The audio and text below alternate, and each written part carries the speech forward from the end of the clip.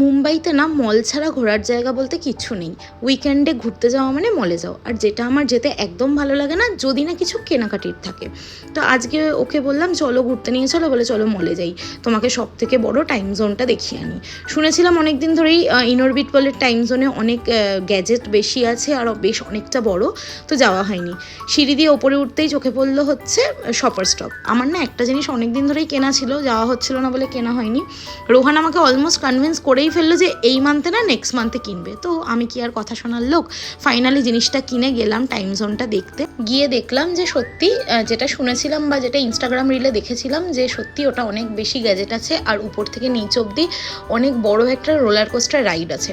তো রোহানকে বললাম চলো রিচার্জ করি আমাদের কার্ডটা, অ্যাটলিস্ট কিছু তো খেলে যাই যখন এসছি। আমাকে বললো আমি তো ইচ্ছা করেই আনিনি টাইম জোনের কার্ডটা।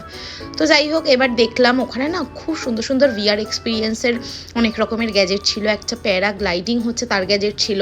তো সেই সব দেখলাম ঠেকলাম, আর তো খেলা হলো না যেহেতু কার্ডে নিয়ে যাইনি। তো ওই সব দেখে সোজা চলে গেলাম ফুডকোর্টে গিয়ে ভাবছি যে কি খাবো।